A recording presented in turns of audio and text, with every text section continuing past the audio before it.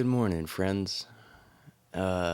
This week is one of those weeks where everything seems to hit at the exact same time.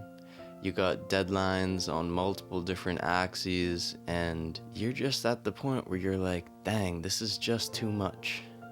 And this is what we call stress. When we are feeling stressed, it's all too easy to just curl up in a ball and let these deadlines wash over us and just feel like a zombie the whole time. But that is just not what life's about. So the question is, when we're stressed, how can we move through it? How do you first of all just start to cope with it and really overcome that first hurdle of getting out of those drudging feelings? And then second, how can we hopefully after that turn these days into really happy, exciting days, even though there is this endless checklist? So I thought it'd be cool this week to take you guys along with me as I deal with all these stressors going on and talk about what I'm doing every single day to keep myself sane. The first thing I'm going to try right now is feeling into the emotion. I think when we're feeling these negative emotions such as stress, anxiety, or sadness, the first reaction we have is to ignore it and just try to push it aside and move on. The problem with that is that when we repress these emotions, they build and blow up later on in ways that are just a lot worse than dealing with them right away. So we can move our awareness through our body. My shoulders, I can feel them being pulled together. My chest feels tight. And honestly, pretty much all of my muscles just feel a light bit of tension going on within them. Then if I move up to my mind and get really present with what types of thoughts are running through there, I realize that there's just mad deadlines and my brain is just jumping from thing to thing to thing to thing, and it just doesn't really feel like there's any sort of creative side to all of that.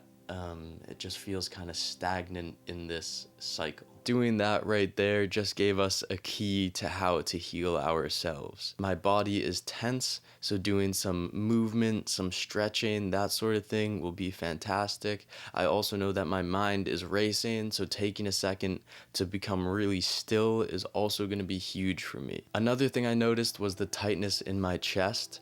This often happens when we are breathing very shallow and quickly through our mouth into our upper lungs. That is naturally what we do when our body is in a state of stress. Like when we're playing a sport, running, you'll notice that you breathe very quickly and shallowly. Problem with doing that in your day-to-day life is that it's not letting us calm down and have mental clarity. We can easily counter these shallow, quick breaths by consciously moving into belly breaths. The way to do this is to put one hand on your chest, one hand on your stomach, and to feel which one is moving when you're breathing in and out. You can even try taking a few quick breaths through your mouth and you'll notice how your chest is only moving.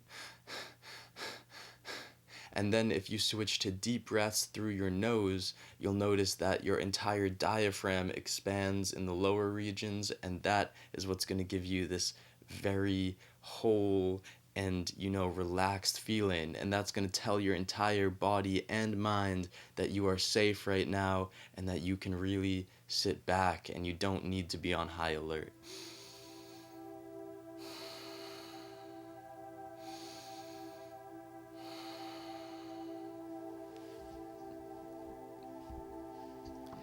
Even just a few breaths can already start making you feel a lot better. When it comes to meditation, I think one of the best stress-reducing meditations we can do is called the 5-4-3-2-1 method.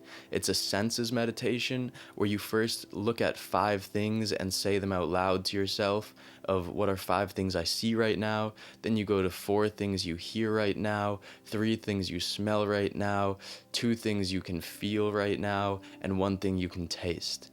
And when you do that, it immediately brings your entire awareness into the present and you're no longer on these racing mind paths. So I am feeling very stressed right now and I am going to go put all of these things to action.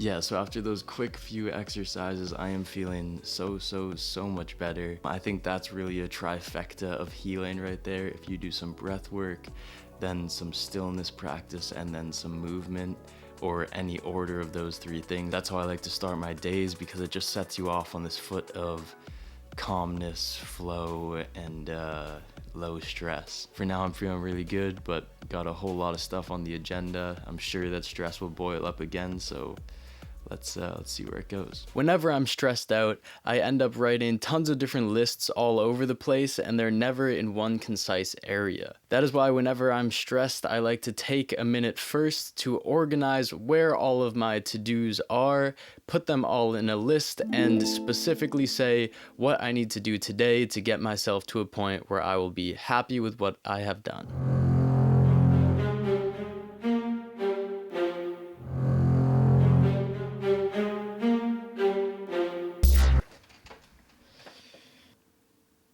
I feel like trash. When you get into these ruts of stress, everything that normally feels very purposeful to you ends up feeling like it's some sort of obnoxious like wall preventing you from freedom and happiness. And I think one of the biggest things we can do in a time like this, and one of the most difficult things to do but most fast acting things we can do, is to just change our perspective a little bit. And that's why things like going outside and looking at trees rather than sitting in front of your computer screen, having to expand what you're thinking about, can be super helpful, and also remind us of all the purpose in these little things that we're doing every day, because it is part of something much greater. So let's go outside and see what it does. It's getting a little dark out. I'll bring the camera, but I don't know if there will still be light.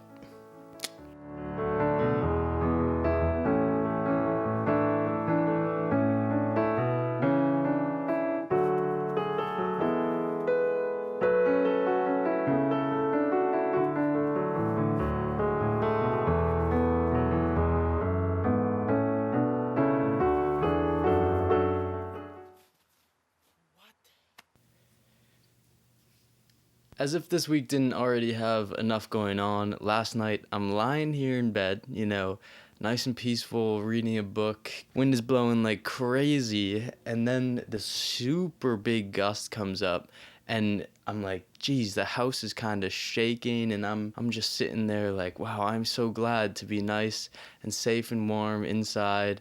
And then, boom, my window rips open and cold air just fills the entire room because it's freezing out right now. Pretty much I ended up at like 11 having to get up and figure out some sort of jerry rig to hold this all in place. So now I got a box holding my window closed while it remains nice and windy.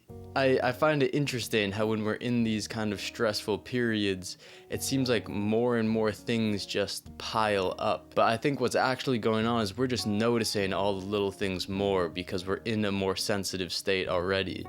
And I think one of the most important things we can do at a time like this, especially when something like this happens, when your window breaks or maybe your car breaks down, is to recognize how good things actually are when we're not in situations like this. Like right when I closed up my window, all of a sudden I was super relieved because I was warm again and I didn't have this feeling of cold air rushing into the building, and it just made me thankful for the fact that I get to sleep indoors in a nice comfortable bed every night, which is not something I usually think about, but definitely when I'm in this stressed out state, bringing in that gratitude into every day can be really huge in just making you look at the really good things rather than paying attention to only the negatives going on. I feel like one of the biggest things I've learned about stress throughout times like these is that it becomes a completely intellectual process. Stress is when we get into these focuses on very small things, but then we start cutting those things up into even smaller parts and start thinking about all of the little details that go into it and how annoying that one little thing is to do. And then you pile on a bunch of those things, and all of a sudden you have this constant flood over you and you feel like you can't even get air through this grossness. One of the things that I have found most helpful when dealing with stress is to take time to get out of that intellectual brain. And I think the best ways that we can do that is through creativity and art and things that make you, enter kind of more of a flow state where you're not over analyzing everything, and it doesn't really matter what you do during that time. It's more just shifting that state of mind. So for me, I'll often throw on some music, and then I'll often just take a notebook but without any lines or anything in it, bang. And this just gives me a space to use words but also images and combine those and let them flow more naturally. So I'll do more like flowy drawing type things like this, but then I'll also just have pages that are full of text as demonstrated.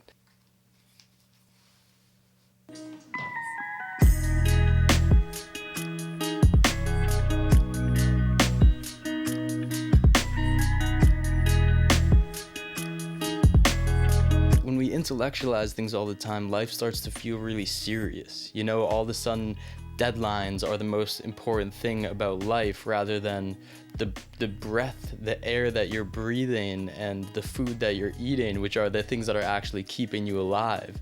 We have such an abstract idea of what matters when we're in stressful times, and being able to take a step back from that, I think, is key to then also being able to take all that energy that's going into that stress and alchemize it into creativity and more upbeat emotions and, just inspiration, the things that are going to keep you going. So yeah, I found that even 10, 15, 20 minutes of doing something like this can completely change my outlook and experience of an entire day. So I know that it's tough to make that time when you're in these stressful ruts, but I think that's really the learning of all of this, is that we need to recognize these emotions and we need to accept them and be like, yeah, I do feel crappy right now, because only once we say that out loud and really understand that that's how we're feeling, then we can take action.